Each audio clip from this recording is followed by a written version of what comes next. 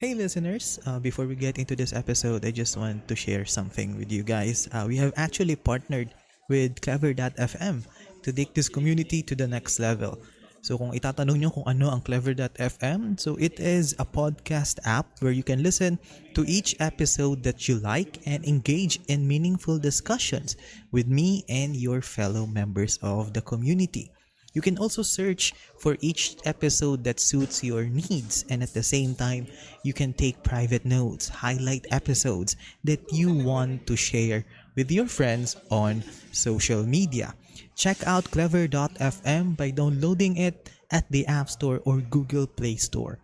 Experience podcast listening like you've never experienced it before. So see you there, and thank you so much, Clever FM, for partnering with our show. So back to this episode, guys. See you there. Chill Talk. Chill Talk. Chill Talks. Welcome to Chill Talks Podcast, your companion in your chill time.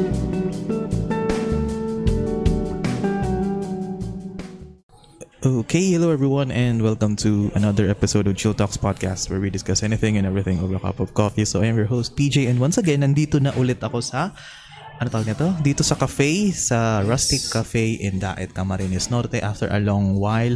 And here with me, standing, sitting in front of me is a very special guest. He is the owner and head producer ng Microdave Production here in Daet, Camarines Norte, wherein he showcases yung iba't ibang local talents natin sa Camarines Norte, whether in a form of audio, video, and sila din ang most na nag-handle ng mga sound system sa mga iba't ibang events here in Camarines Norte. So, it is an honor to have Sir Dave. Sir Dave as a guest. Thank you so much for Hello guys. thank you so much for accepting my invitation. Thank you rin. Sa It's guesting. an honor. So, Dapat ba ako sumagot? okay lang. So, bale, as before we proceed dun sa origin story ng iyong career, tell me what happened last night. Nakwento mo sa akin kahapon, may injury ka ngayon eh. Sobrang nag-enjoy ako nung pag-perform namin. Kami yung last band sa event ng Fox dito sa Tugangs na medyo 2 a.m. na kami. So parang yung stored energy nilabas ko lang. Ayun, napatalon, yun, tumumba. Pero yung Ngayon, pilay. Pero yung nung time na yun, makikita, for sure, pag chinek niya yung, sa mga listeners, pag chinek niya yung profile ni Sir Dave, makikita niya yung video na pinag-uusapan namin. Medyo nagte-trend, medyo. Oo, like medyo nagtitrend siya kasi Medyo masaya yung taong nasasaktan ako eh. usual lang mga tao nag-e-enjoy makakita ng ganun eh. Tapos sabayan mo pa ng caption na bass drop. Literal. So, sakto siya, transition. Hey! Ay, sorry. Sakto siya, mata-transition natin siya sa origin stories ng iyong career. So, what made you start your company, Microdave Productions? Medyo distract ako. From yung story, Aha. actually, nag-start kami, pang personal lang yung recording studio. Parang yung band ko gusto nung ma-record na yung mga kanta namin. Then, in the process na pag-upload namin ng nitong mga composition namin, may mga re-reach out na ibang artist na pwede maki-record. Then ako naman nung panahon na walang record dito sa lugar na to, parang, sige, naman pagbigyan natin. Parang naramdaman ko rin yun noon. Ayun, naggalam ako, eto na. Nagsanga-sanga na. Ay record din tayo kay Dave. Actually, joke yung Microdave Production kung mapapansin mo. Yung logo is for Pornhub. Then Microdave, alam mo yun, yung ogags na ogags lang. Nung time na yun, hindi mo in-expect na No? ano tawag no? Yung at what point mo na realize na pwede mo na siyang gawing business? Kasi for sure at some point nung una naisip nyo, ay sige may gusto maki-record sa amin. Sige, bigyan natin ng boses. Pero at what point na pwede pala natin to maging kabuhayan at maging ma-maintain natin to habang kaya pa natin. Actually, mga tropa ko din talaga yung suggest sa akin na gawin mo ng business, bro. Okay na. Sa akin naman is parang, okay lang nung una. Parang okay lang kasi parang ayoko lang din maramdaman nila yung naramdaman ko na gusto kong record yung kanta ko pero no chance. Kailangan natin magpanaga or at least kung anong saan malapit. Then, anong nangyari? Pana-record sila, abot na sila. Parang, ito tol, try mo, pandagdag mo dito sa studio mo. Yan, ganun. Then, dumating na lang yung point na yung pating mga school nagre-record na sa ko. Parang, nga, no? parang hindi to yung gusto kong mangyari pero masaya din akong nangyayari. Actually, ang natutuwa ko yung socialization dun sa mga nagre-record na. Parang, ang dami ko nakikilala. Ang saya pala, ang saya rin. Kahit na nagre-record kami, tahimik kami pa nagre-record. After nung record, tawa. Parang ganun. O parang pag serious mode tapos okay na. Tapos medyo nakaka-bipolar pre. Parang ganun. kasi hindi ka pwedeng magtawa-tawa sa recording. Poker face ka talaga sa recording. Pero kahit pumiyok yun, bawal ka tumawa kasi mawalan silang confidence pag tumawa ka. Pero paano pag yung artist ang nako-conscious? How do you reassure na okay lang, sige, continue lang? Kasi minsan may mga gano'n na instance, di ba? May maraming gano'n. Kailangan ikaw rin dapat parang confident ka sa kanila na matatapos nila yun eh. Na parang, kaya mo yan. Huwag mo isipin muna yung babayaran mo. Kasi kung lalagpas ka man sa oras ng kahit konti, hindi ko yun yan. Maintindihan ko yung kalagayan mo, parang ganun. Parang bigay mo lang yung best, enjoy mo. Sayang yung opportunity na nagre-record ka, wala nito noon. Parang ganun. Speaking of nagsimula ka ba before pandemic? Or during pandemic ka Before. Before. So, ano yung transition nyo nung nag-start na itong pandemic? I'm not sure kung aware ka na artist din ako dati. Nakita ko sa Facebook mo nung in-stock kita. Yes, nagtutugtog akong regular sa mga bars. Then, parang alam mo yun, yung parang sa trabaho, repetitive na siya. Then, naghanap lang ako na parang, iba naman. Iba naman, guys. Parang, try naman tayong iba. Try natin tong YouTube or Facebook. So, ayun, doon na. Pumatok siya ng Hindi ko nga in-expect eh. Nung time na yun, sino yung artist na naalala mo na talagang madaming nakapanood at mas lalo kayong nakilala? May memories ka ng ganun? Anong what do you mean? Yung may nakakolab ko?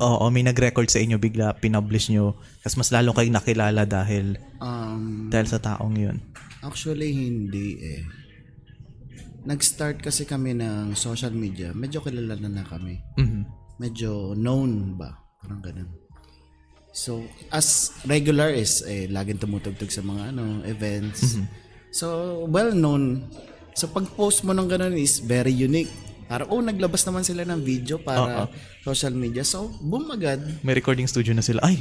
Parang ganda lang. Right place at the right time. Tapos, bigla nag-pandemic pa. Magkakapit bahay lang kami. Sabi, grab natin. At lalo na nung nag-start yung pandemic, halos lahat tayo puro online na lang. Yan. It was a great opportunity din sa parang sinadya para sa amin. Parang timing talaga eh. So, pagdating sa mga artist pala, na curious tuloy ako tanungin. Based on your observation sa mga artist, how can may nakikitaan mo ba ng potential ang isang artist once na kumanta sila? Kasi I have this friend na magaling siyang talent scout na pag unang tingin pa lang, kumanta pa lang, ay, may future to. Magaling talaga to. May instance ba na ganun sa inyo? May ganun, pero sa klasiko kasi more on personality ang tinitingnan ko. Kasi normally yung iba rin na ang galing-galing pero basura naman yung ugali. Ay. Wala rin sila napupuntahan na kung mapapansin mo. Parang ang galing niya nga pero ayun na. Binababa sila ng sarili nilang ugali. Meron namang okay lang. Pero ang ganda ng ugali, then yun ang nagpapaangat sa kanila. Kasi natututo naman sila Oh, yan along yung the way. process. Oo. Nung time na yun, ano yung common na mistakes na nakikita mo ng mga starting na artist? Kasi 'di ba, may mga amateur, may professionals na kumakanta sa Technically or ikaw, technically or personal observation mo lang. depende sa pagkaintindi ng starting. Mhm. May mga starting na nag-aaral. So, pwedeng technically, mali lang yung techniques. Pero meron namang starting career. Ang comment ko dun sa starting ang career, yung lahat nila kinokompetensya. Instead na collaboration. Yung parang, ang galing-galing ko. Kaya ko. May mga ganon. Without hindi po tayo nag-name dropping sa mga. Pero very common, hindi lang sa atin. Ang daming ibang lugar na sobrang taas na ng tingin nila sa sarili. Yung parang wala nang gagaling sa kanila. Ayaw nila makipagsama diyan kasi yak yan, yak. Wala sa hindi to kaparehas ko, parang ganon. Wala sa level ko. Oo. Nung tawag nito, sa mga artist na mga naka-collaboration mo, ano yung mga moments na tawag nito, na nagiging hindi na siya trabaho para sa iyo? Kasi usually, 'di ba, as a business owner, syempre kailangan mo ring isipin na ay, business ko to, trabaho ko to. Pero at what aspect of your job parang nag-enjoy ka na lang talaga? Na-enjoy mo na lang yung gawa mo? Actually, simula nung nag-recording ako, na siya? Parang, ito na, parang nahanap ko na wala na akong ginagawa ngayon na feeling ko trabaho. Nung nagtutugtog ako, meron. Kasi may part na kailangan mo i-please lahat ng tao sa bars. Kasi gigs yun eh. Oo. Then yung owner. Parang, ito yung gusto ng owner. Then magko-contradict naman sa gusto ng mga customers sa bars. Hindi mo alam sino susundin mo. Yun. Pero dito sa recording, hindi eh. Ang ganda eh. It's a collaboration between you and the artist. So parang pares kayo nagagawa ng art na eto, try mo ganito, ganyan. Na ang ganda, nakakaano ng creativity. Then social, yung network nyo. Mas lumalaki. Ang ganda. May mga na-miss ka ba nung gig days mo nung nag-start ka dito sa recording mo? Kasi ibang yung mundo na inalisan mo eh. Iba rin yung mundong binuo mo ngayon eh. Wala eh. Wala kang na-miss. Kaya nga parang sabi ko na nahanap ko na ito na ang gusto ko. Pero nagtututog pa rin ako. Yung mga bihira na. Sa mga families na lang, relatives, friends, and yung mga ganong big event. Pero hindi na katulad ng dati na. Ayoko na ng regular. Ayoko nang magtrabaho para sa kanila na ito gusto ko, ito gawin mo. Nawawala yung, kumbaga sa artist, parang payo ko na rin to sa iba. Kung tutugtog lang kayo na depende sa kung anong sasabihin nila, hindi yan art. Parang Xerox machine ka lang. Parang ganun. Pinapakopya lang sa'yo mga bagay-bagay. Iutos lang sa'yo. Ito kopyahin mo. Ito tugtugin mo. Ito'y print mo. Nawawala yung branding mo as an artist. Which is true. Kasi alala ko din nun sa akin, madami nagdikta sa akin nun eh. Dapat ang podcast mo ganito. Dapat ang pag-usapan mo ganito lang. Dapat ganito, dapat ganito. Actually, being yourself, yun ang pinakamaganda. Sa isip ko nun. Be unique and authentic. Ayun nga sinasa akin, be unique, maging ganun. Kasi ako, paano ako magiging unique? As in, ang hirap kasi pag artist ka, content creator ka, you want to do something pero at the same time, gusto mo rin pahalagahin yung feedback ng iba. Pero minsan, hindi mo alam kung yung anong feedback ang papakinggan mo. Kasi minsan, pag pinakinggan mo to, ay baka magalit yung kabila. Oo. Hindi nakikinig sa ganito. So parang, which is true, I agree with the concept na just do kung ano yung kailangan mong gawin. Actually, ang ko dito, kung medyo naguguluhan ka, may ko eh. Nawala ko. Ano yung isip ko? Ano to? Yung pag nawawala ka, oo. Yung parang mapili ka sa... kung ano yung gusto mong brand, maging brand mo. gawin mo lang kung anong gusto mong gawin talaga.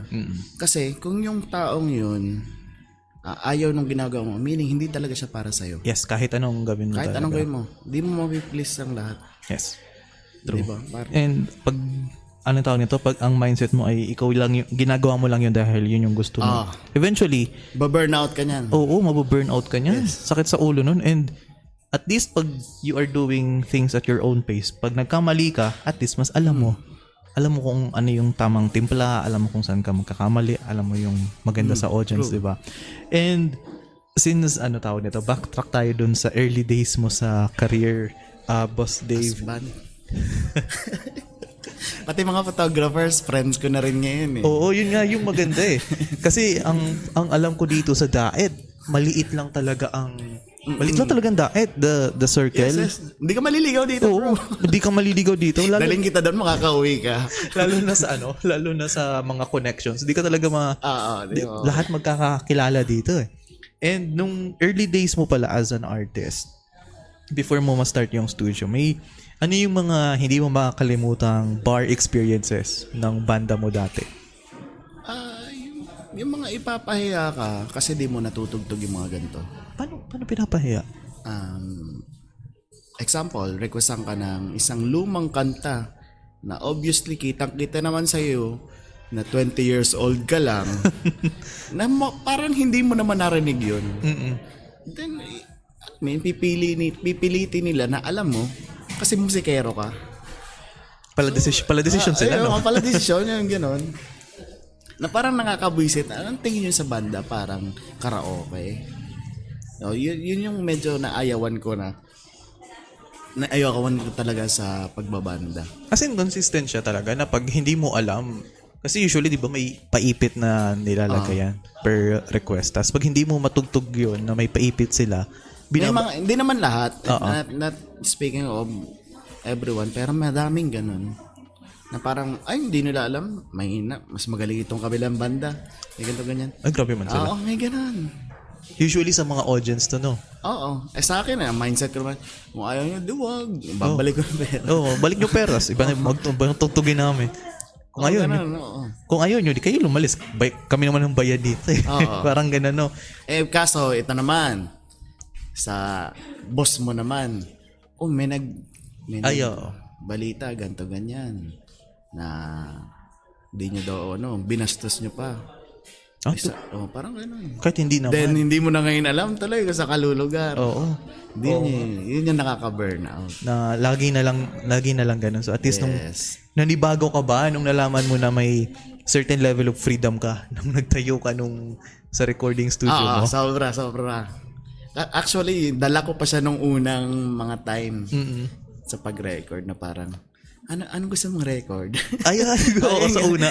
Okay na ba sa ito? Paringgan mo nga kung tama na yung volume. Yung ganyan. Na hindi ko na-realize na, ako pala may alam nito, hindi sila. Ba't ko sila pinagantanong? Pero eventually, nakikita mo na talaga, no? Na parang, ang sarap nito. Ito talaga yung hanahanap. Na parang may mali talaga.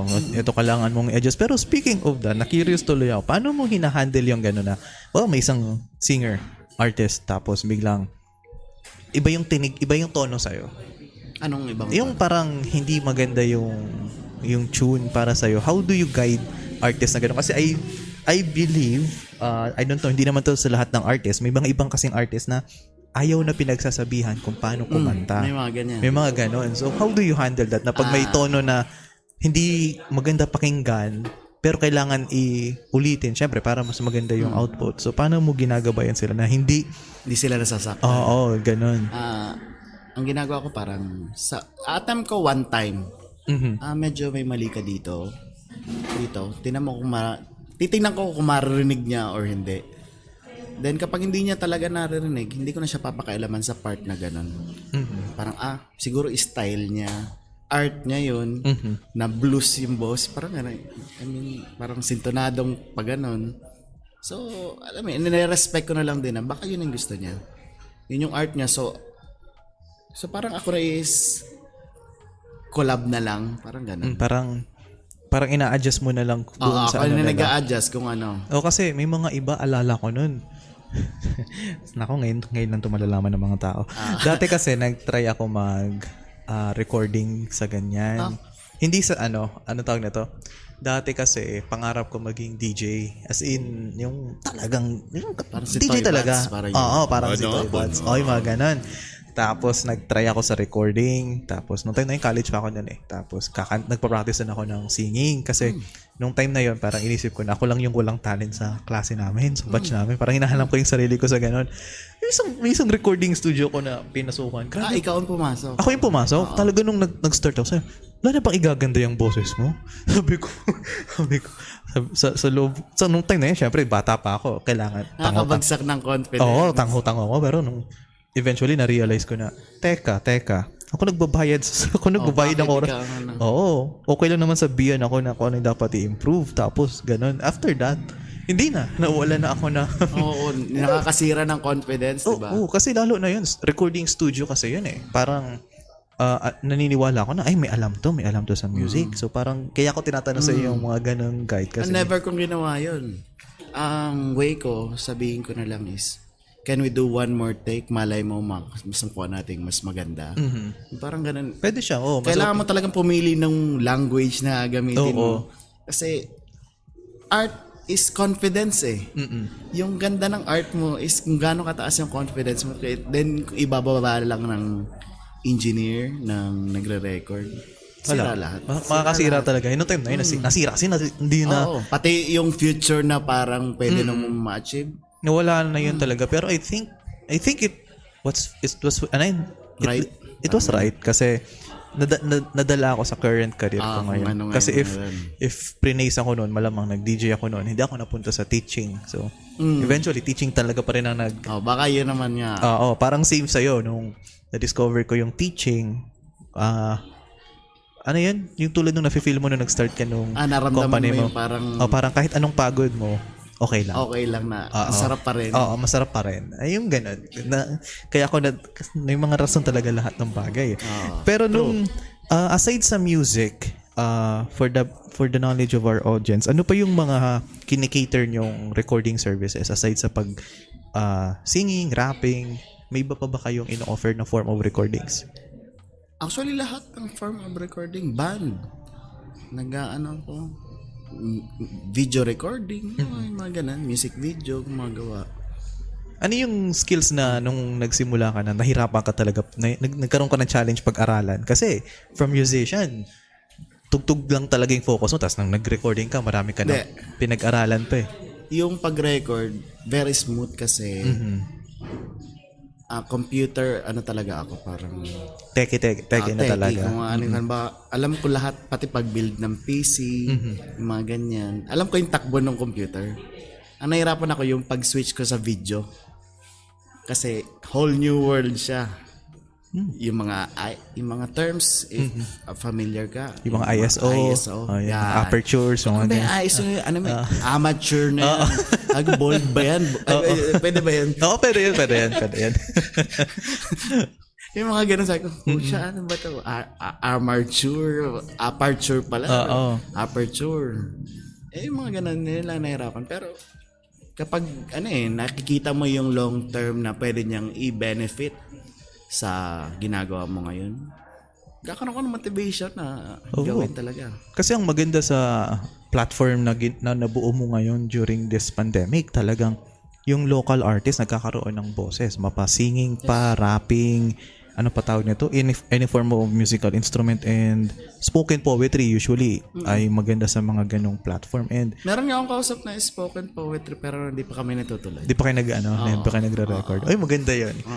Kasi ang iba ang genre ng approach ng spoken para iba-iba poetry. rin. Flavor ba? Kasi nung time na yun, ngayon ay may live stream kayo with Conyo Bicolano. Kamusta yun?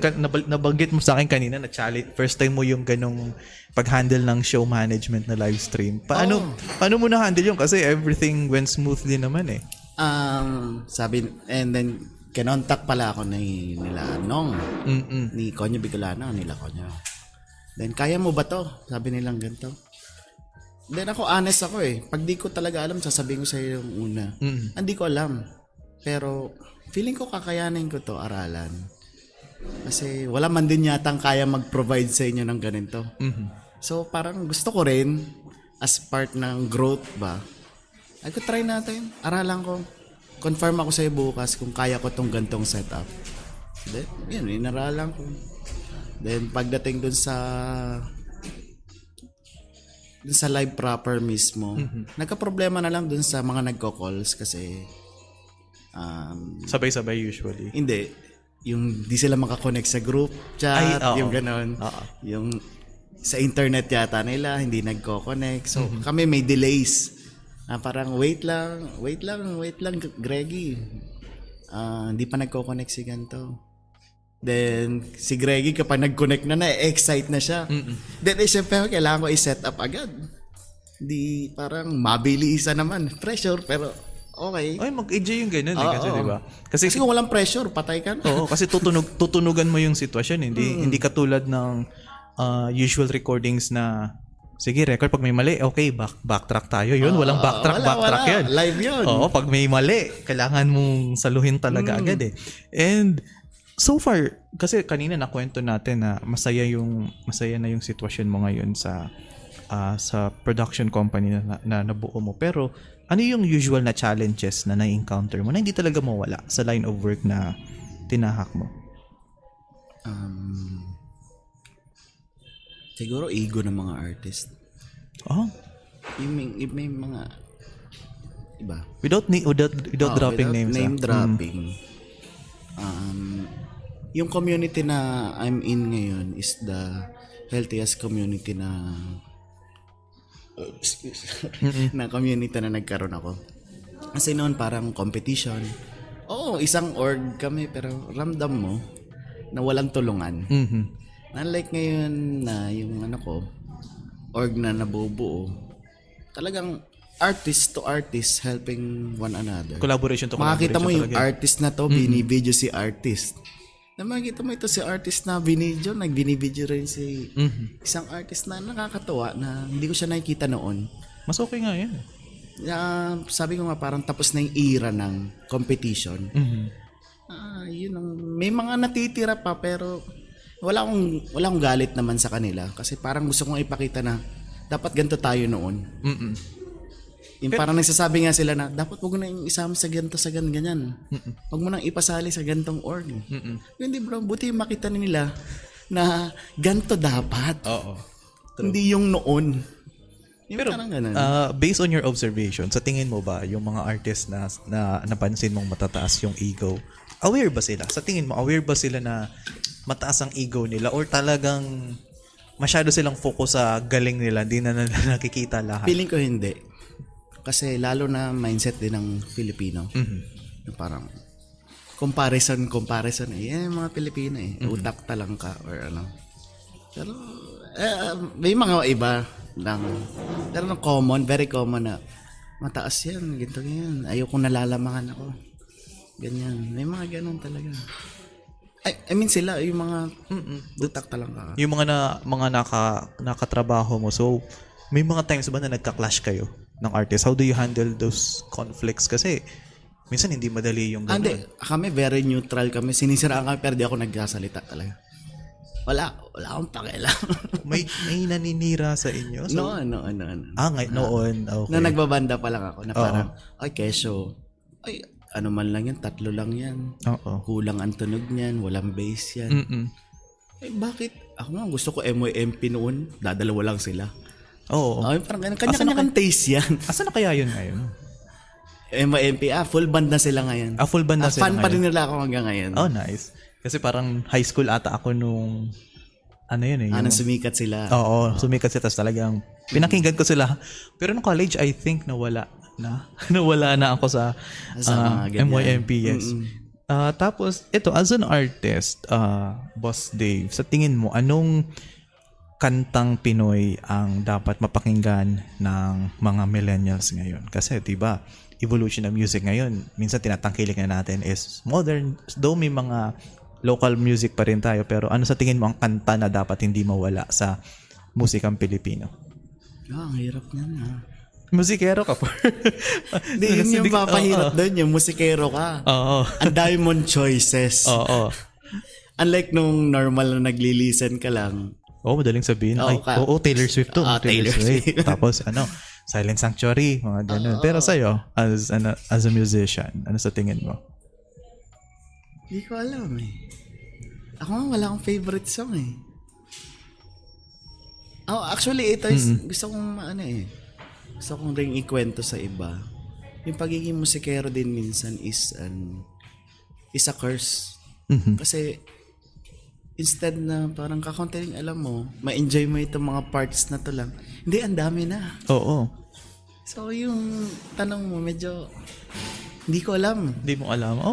Normal lang mo yun kasi parang as a musician, nakikita mo lahat ng music ay I think lahat pantay. Lahat may kanya-kanyang special. Lahat may kanya-kanyang specialization at technically lahat ng music pantay-pantay, walang maganda, walang pangit kasi alam mo yung experience ng pagsulat, pagtugtog, Meron maganda sa lyrics, meron maganda sa tune. Lahat ng musicians ata pinagdadaanan yan guys. So parang by picking a favorite, parang lumalabas na ina-undermine mo yung efforts ng ibang artist. Yeah, I can understand kung bakit may ganung, hindi naman siya curse actually. So parang mas lumawak lang yung pag-unawa mo sa hindi na lang yung kanta yung Very true. hindi na lang yung kanta yung Hindi ko na realize. di ba? Hindi na lang yung kanta yung focus mo, pati yung struggles ng artist kasi ganun din yung pinagdadaanan niyo. Okay, I can understand. Pero eto, as a musician, sa tingin mo ba ay namamatay ang OPM or mas lalo siya nakikilala ngayon? Recently nung uli, parang namamatay. Ay, before yon, parang yung Four of Spades na revive niya. Di ba na disband yun dati? Actually, di pa sila disband, pero parang nagpapahinga lang daw. Pero parang sila, feeling ko yung nag-revive ng OPM. Then lumabas yung December Avenue. Then lumabas si Moira. Then parang pansin mo, nabuhay uli ang OPM. Unlike nung mga year ng 2000s na Justin Bieber. Justin. yun lang yung laman lagi. Yung parang ganun. Pero parang na-revive naman. Then itong mga lately parang medyo bumababa uli. Pero nung after yung nag-election, parang nag-i-start uling mag-boom. Kasi I think karamihan ng mga jingles ngayon is Tagalog yung lyrics. Hindi ka naman natagagawa ng campaign na English. Kasi naglabasan si Andrew E nabuhay ulit. Parang ganun. Diba? Parang naging siya, Mitchare na nag-start ulit. Parang na-highlight ulit yung history na ang music sa Philippines, which is good kasi talagang sa dami ng expose ngayon sa social media, talagang di mo alam kung whether or not success, buhay pa rin ang OP. Pero mukhang buhay pa naman. Mukhang buhay. Kasi pagdating sa mga love songs, ang hugot ng karamihan, kanta ni Moira, kanta ng Ben and Ben. Pumutok-putok talaga di ba? Pag lumabas si Ben and Ben, talagang... Although hindi siya yung tulad nung times na 90s na I'm sure na experience mo naman na kaliwa kanan talaga yung OPM. Meron ni-release si ganto, bukas may ni-release si ganto. Hindi na siya katulad talaga nun. Pero at least ngayon, may mga nagbubuhay pa rin. Kasi sa tingin mo ba ano ba ang meron sa current generation ngayon na maganda ang potential pagdating sa songwriting or sa music industry? Kasi iba yung level ng talent na meron ng generation nyo. Ano yung nakikita mong potential sa... Actually, every generation, kung mapapansin mo, pagaling ng pagaling. Ewan ko nga Although technically, kung compare natin by era, parang hindi. Pero pag titingnan mo na bata pa lang sila, ganito na yung kaya nilang gawin.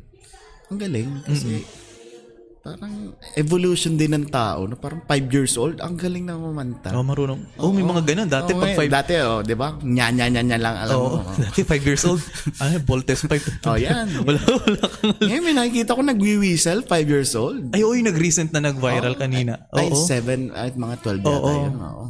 Ang hirap na yun. Di ba yung kanta yun ni sino yun? So, iba yung Morissette ata yun? Morissette Amon.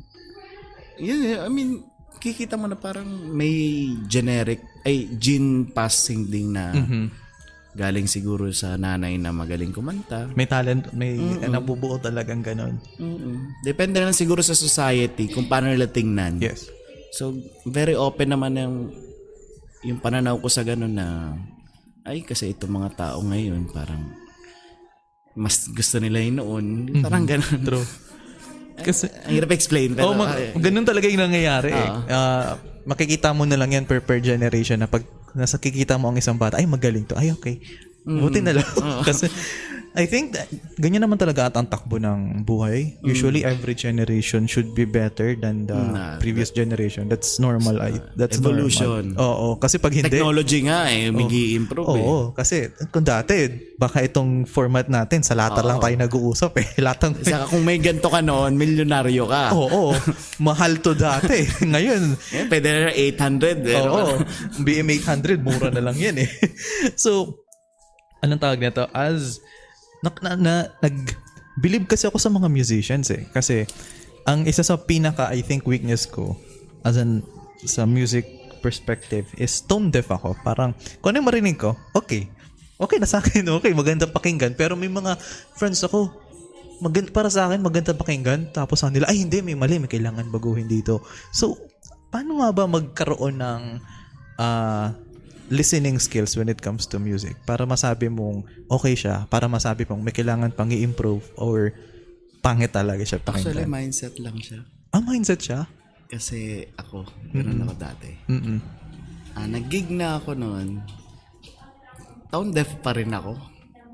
Parang umaasa lang ako sa turo ng iba. Actually, hindi ko naman naintindihan yung ginagawa ko. Then, napansin ko, ba't ang bilis nilang mag-aral ang mga kanta? And ako hindi. Tapos di pa rin ako kumakanta noon.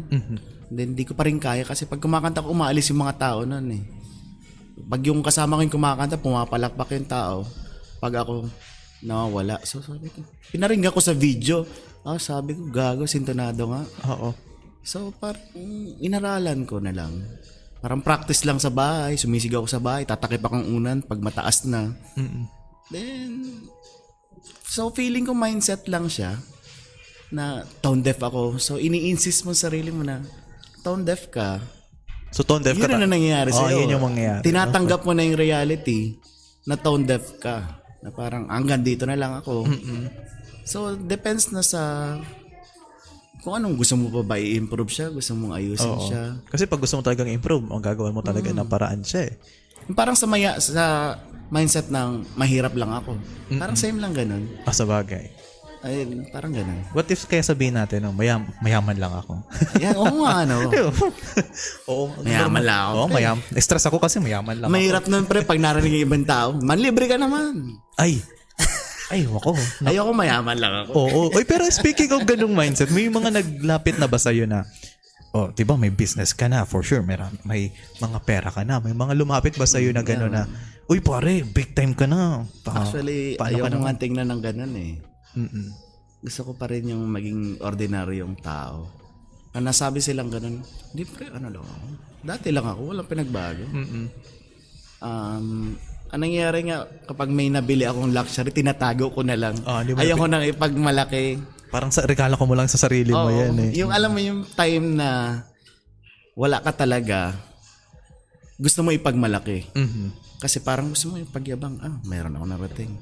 Pero pag ando ka na pala sa part na yun na may narating ka na, tinatago mo na.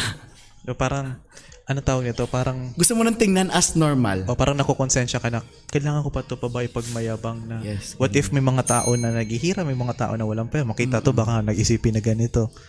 Kasi may mga ganun.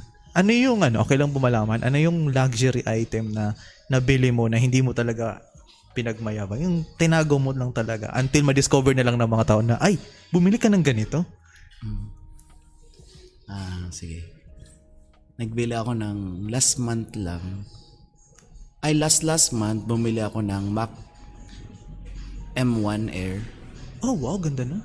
Tapos yung logo, tinakpan ko ng Microdrive Production. Parang ganito sa laptop ko. Kasi ayoko makita na may Mac ako. Oo. Ang gusto ko, para makakita lang, yung may alam na Mac to. So, meaning, hindi sila para mangungulit sa akin, wow, naka-Apple. Kasi, di nila alam. Pagkakita nila, baka, normal na laptop lang. So, pag yung mayaman naman, pag nakita naka-Mac, Hindi naman na yan sa'yo mangungulit na. hindi na bago sa wala kanila yung yun mindset eh. na Oo. buraot ba? Parang, Oo. Parang Isipin ganun. nila, nice, nakabili ka ng ganun. Oo. So parang ganun lang siya. Oo. Then, last month, bili ako ng drone. Oh, wow. Anong drone ang... Yung Mavic Air 2. Worth 55,000 yata. Oh, wow. Ay, yung maganda ang handling. Yung Usually maganda. ganun. Pero for business Oo. purposes naman. Pero ayaw kong pagmalaki kasi Na may ganun. Pero may mga ganun kang drones. na parang wala, yun kasi di mo pwedeng takpan yung sticker. Kasi intindi ng tao, drone pa rin yan eh. Mahal pa rin yan. So, I mean, Pero for business din naman. For business I naman, think yeah. wala namang atang mag-iisip sa isang ganun eh. Pero yung comment mo na ano tawag nito na ordinaryong tao lang, ordinaryong tao pa rin ako. So parang yan din yung mindset ko. I think hanggang ngayon din. Hanggang ngayon kasi may buti na lang talaga wala akong listeners dito sa Dait na kilala ako.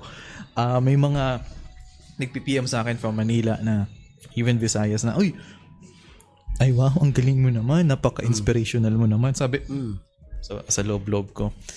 Hindi man po, sa loob-loob ko lang, hindi man ako yung inspiration, yung guest ko yung inspiration. Parang inaano mo. Oo, parang ordinaryo lang naman akong tao. Pero, na-realize ko na habang ginagawa ko ng paulit-ulit, consistent ko ginagawa yung contents ko, parang tingin ko ordinaryong tao ako, pero yung ginagawa ko hindi ordinaryo sa Nagiging bridge ka kasi to reach out sa ibang tao. Oo, parang same din nung sa'yo na parang sa perspective natin, normal tayong tao, pero yung ginagawa natin, hindi normal sa mata. Actually, gusto ko lang tingnan ng ganun kasi ayoko yung mga old friends ko naman. Nagbabago yung tingin sa'yo. Oo, nagbabago yung tingin. May mga ganong cases na nangyari? Hindi naman. Parang ayoko yung sasabihin, wow pre, big time ka na. Ano ka na? Ay, oo. For sure, ayoko lang na, for sure, nakakailang. lalo na kung nakilala ka kung nila. hindi sana totoo, Oo. medyo, pre, syempre. Oo. Nung part na totoo na kasi parang, baligtad talaga. Oo. Parang, gusto mo na talaga yung i-deny. Siguro, I think yun din yung maganda kasi yung ganyang mindset, ibig sabihin, ay hindi mo talaga habol yung level of success. Hindi mo tinitingnan na yung success mo nasusukat lang sa pera eh. Kasi May mga ganun. may mga ganun eh. Kasi now, kung ano yung ginagawa mo ngayon sa Microdave Productions is a level of success on your part na rin. Diba? So, Actually, sa akin, ang success is state of mind. True. Parang, lagay mo yung sarili mo sa mahirap na tao. Makapabuo ka ng bahay sa ilalim ng tulay. Success na yan. Success na yun sa kanila. True. Sa ibang tao, parang, ew. Pero hindi, success is state of mind. Parang, ito, nagagawa mo kumain sa ganito. Success na dati, hindi. Success na yun. True. Parang ganun siya. Dati nga, yaki lang yung bubblegum na natitikman ko. Ngayon, kakatikim na ako. Double mint. Double mint na. M&M's na. Di ba? Parang ganun. Kasi di ba, dati 3-in-1 lang yung kape, tapos pwede ka na mag-coffee shop, di ba? Ganong Times 10 na yung presyo. Oo. Diba? Sakto. Pero minsan naman, wala namang problema sa ganun, di ba? Pero, anong tawag nito? Sa tingin mo, as your company ba ang tawag doon? Production na lang, as your studio grows into the future. Ano pa sa tingin mo ang pwede mong magawang improvement sa Microdave? May mga aspirations ka pa? Naiisip eh. Nice. Pero ayoko kasi nagsasabi ng mga plans. Yes. Yung klaseng hindi naman sa ayoko i-share. Meron kasing mga plans na hindi rin naman natutuloy na nababago. So para ma-preserve yung nasa utak ko, parang wag na muna, hindi ko muna sabihin at hindi ko pa sinisimulan. Pag nasimulan na, saka na lang siya saka na lang ako nag-reveal. Yes. Kasi unti-unti naman siya eh. Kasi halimbawa, nagsimula ka sa recording sa audio lang, then naging ng live stream bigla.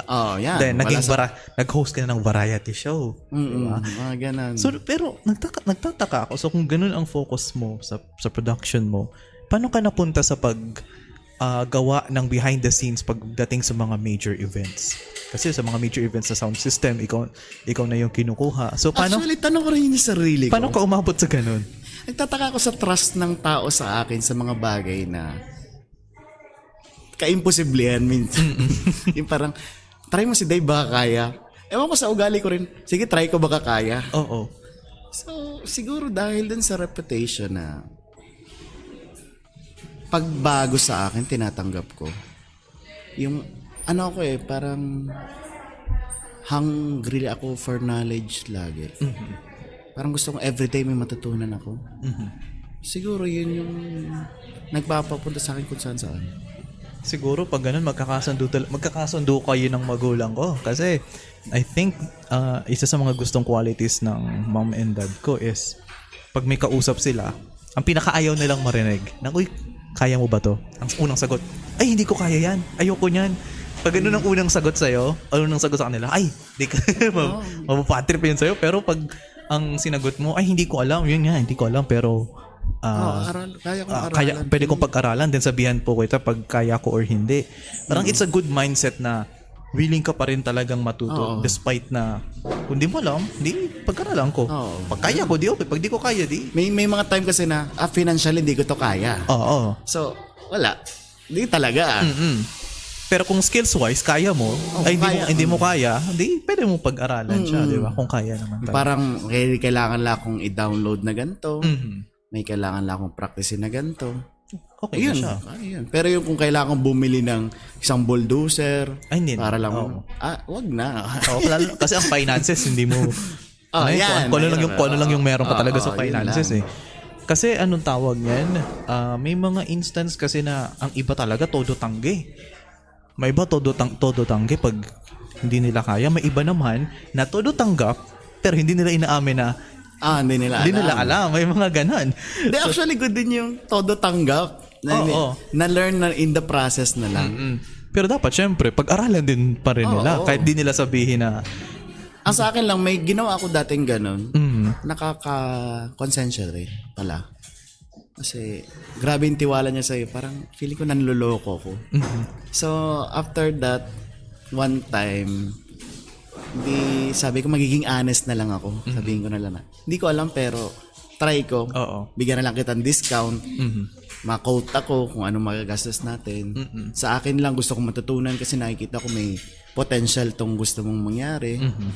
Yun, ganun. Mas okay na rin yung ganun talaga eh. Kasi basta, yun din yung parang hindi ko na oh my god, matanda na ako pakinggan. Yun din yung hindi ko nakikita sa ibang younger generation na pag prinesenta mo ng ganito, ay kaya mo ba yung ganito? Ay hindi po. Hindi ako marunong yan. Hindi ko kaya yan. Okay. Sige. Parang, alam mo yun, dati alam ko kasi dati, naging ganun din ako. Parang frustrating din pala makita yung ganun na sa'yo binabalik yung pinagagagawa mo dati. So parang naisip ko na, okay, so hindi ka talaga willing, as in, wala talagang interest matuto, walang interest na pakinggan or any opportunity for learning. So, I don't know. Is it unique ba yung ganung sa tingin mo, unique ba yung ganung attitude or napag-aaralan, natututunan na lang yan through experience? Not sure kasi bata pa lang talaga ako. Ganto na ako. Parang kaya mong mag-bike papuntang ganto. Nagturon mo mag-bike. So yun, parang ewan ko kung hindi ko masabi kung unique or ano. Yung mga nakakasama ko may part na natatakot pero na-motivate ko sila.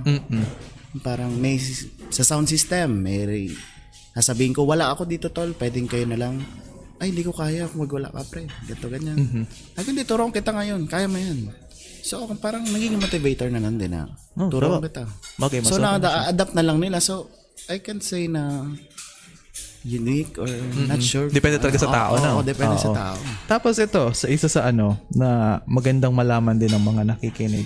Ano sa tingin mo ang pinakamagandang aspect ng pagtatrabaho behind the scenes? Kasi your production company, mag-work yan behind the scenes. Ano yung nakikita mong kagandahan ang ganong klaseng profession?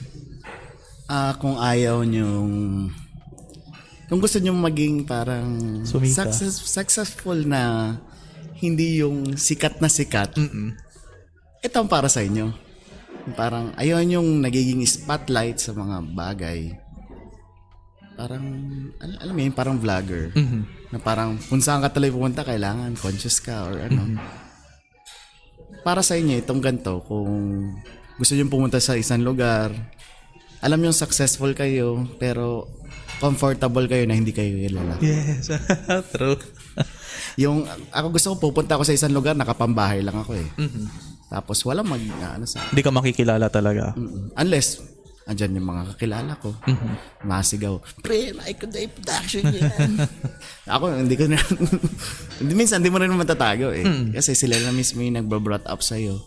Which is, nakaka-proud din naman kasi hindi ka nila i-brought up ng gano'n kundi sila proud. Yes.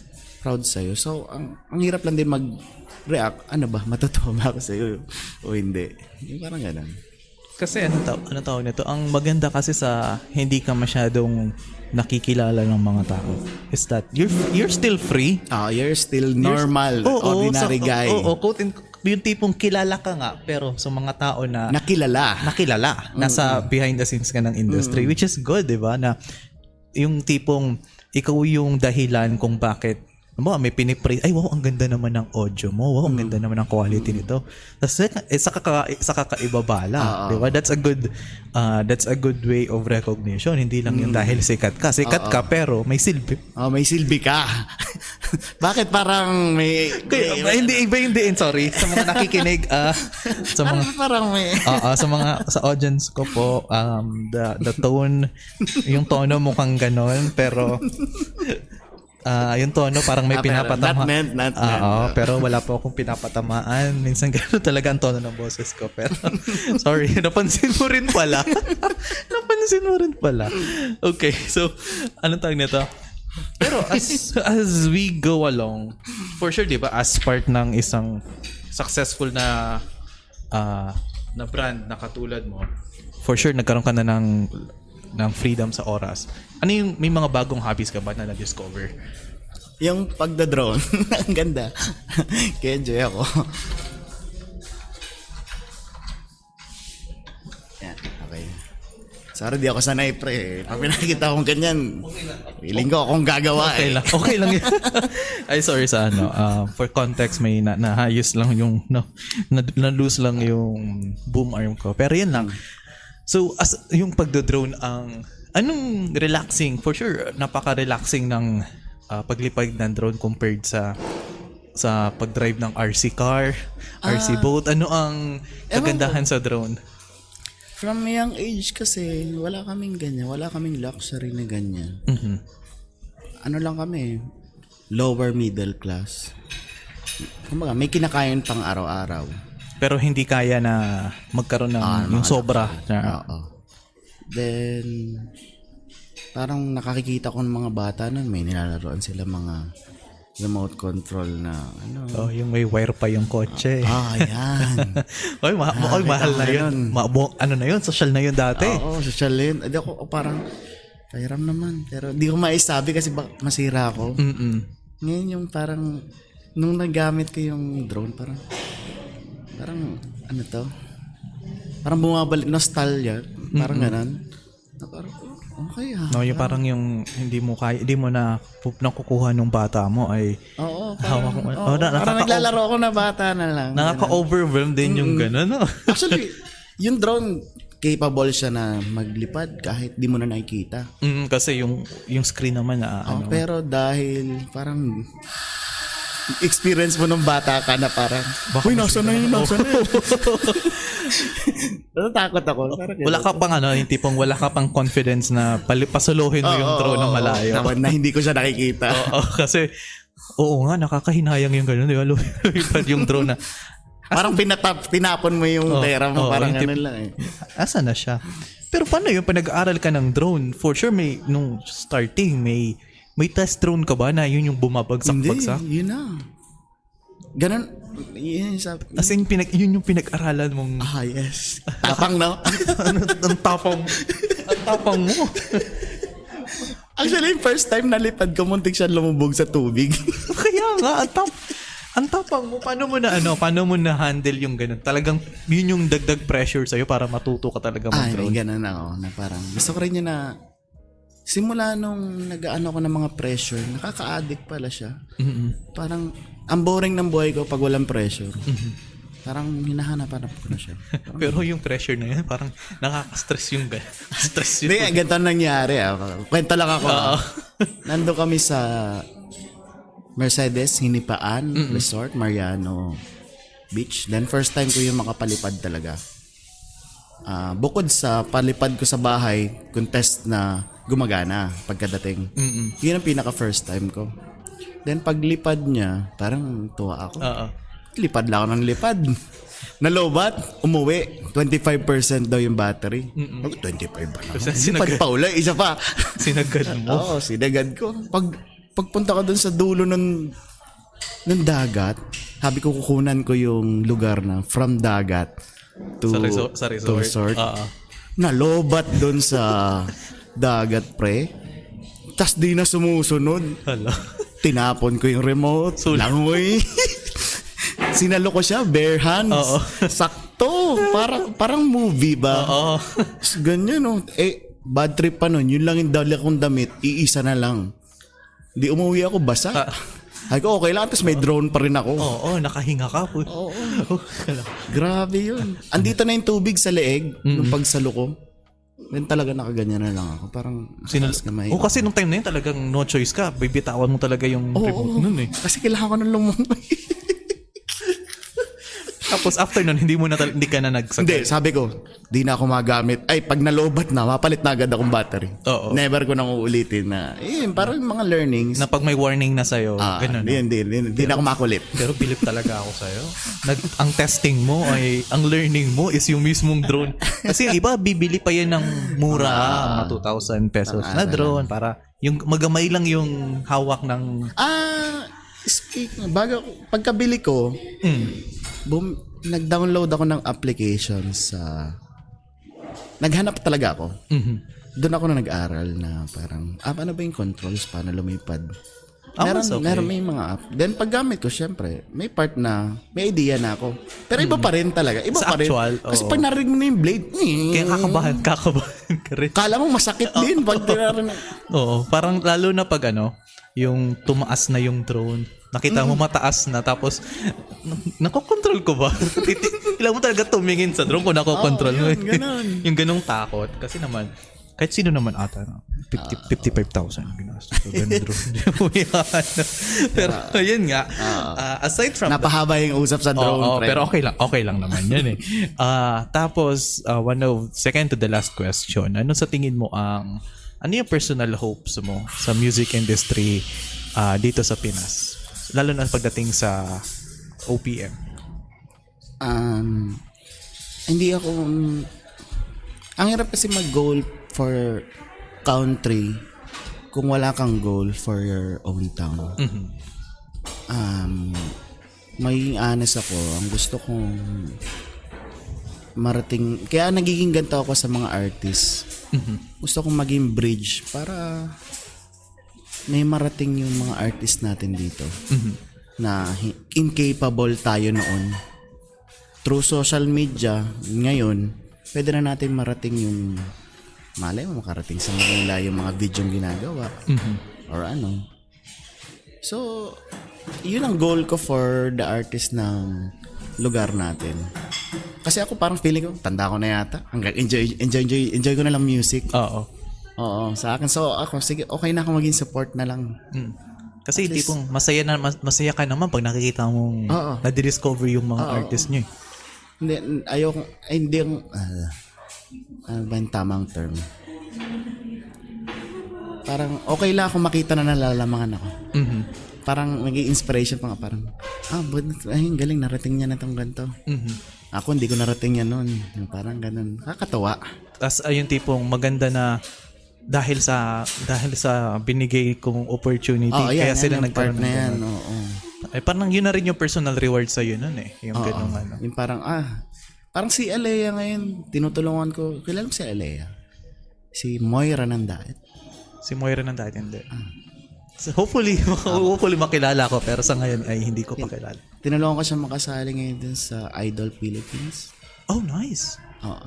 Gawa kami ng video for audition niya. Napansin na siya, although wala pang Confirmation. na ano. Pero ang ganda talaga ng boses nun. Kapag narinig mo. Pero ano mo na lang, paringgan mo na lang kasi iba mo naman taste eh. Or ano. Ay sa akin, tulad ng sinabi ko kanina, basta pag hindi ako nakaka-recognize ng pangit na music. Pero maliban na lang dun sa masakit na sa tenga yung mga kaya pero pag normal mga music sabi ko okay. Hindi kasi alam mo yun, parang I don't have the skills para magsabing pangit ang music. Kaya sinasabi ko, okay, lahat maganda yan. Lahat maganda na. Lahat maganda na yan. Pero maganda rin yun. Oo. Walang masamang tinapay. Walang masamang tinapay talaga. Pero yun lang yung goal ko, parang maging bridge na. Ang hirap explain. Pero nai-gets mo. Nagigets ka siya. Kasi I think yun yung nangyayari na ngayon eh. Yes, ganun talaga. Yun yung maganda sa, yung gusto mong mangyari ay yun na yung nangyayari. Hindi na lang gusto mo siya. Lalo na in-start ko siya na hindi by pera.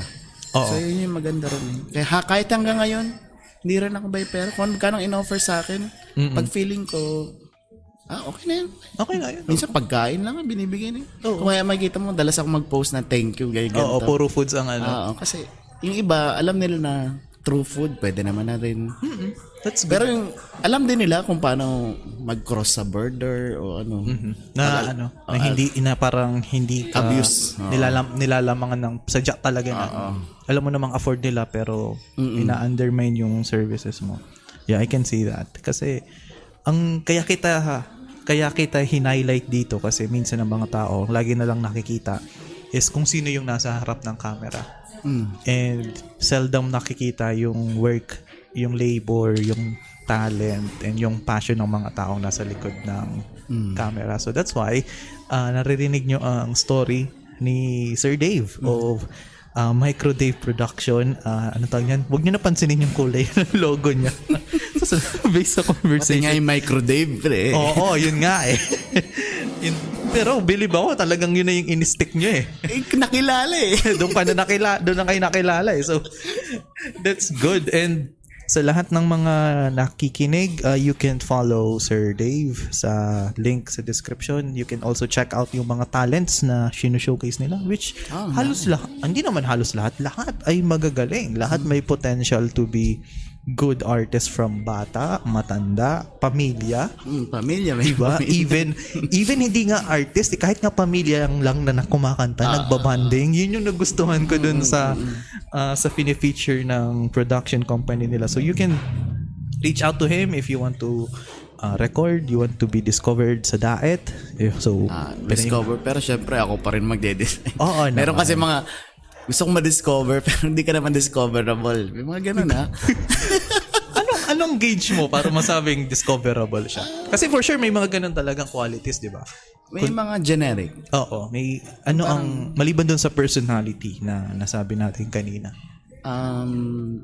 Very generic, ang daming may kayang gawin nung kaya mo. Hindi ka na unique pakinggan. May mga ganun. And okay lang yung hindi naman masyadong unique pero iba naman yung wala lang. Pag pang karaoke, alam mo yung ay oo. I gets mo. Nagigets ko siya. Parang magazine, may mga kinakanta lang ng app. Yung feeling nila, ano na sila. Pang viral na. Yeah. Oo. Tapos i-blame sa'yo na parang bakit walang masyadong view yung ano ko? Kasalanan ka ba? Paano mo sinasabi yun na hindi ka naman discoverable kasi alangan naman sabihin mo yun. Hindi ko na lang sinasabi. Siguro pangit yung gawa kong video. Ako na lang, tinitake blame ko na lang. Parang yung tipong okay ako na yung may mali. Pero deep inside sinasabi mo, ay, ano to? like ganun.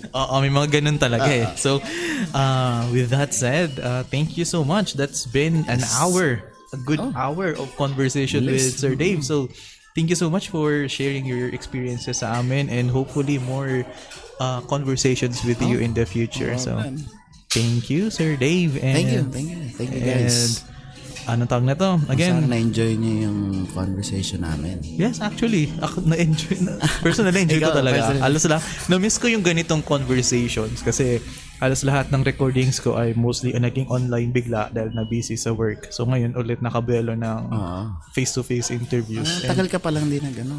2 weeks din. 2 weeks din ako naka face-to-face. So, mabuti na lang.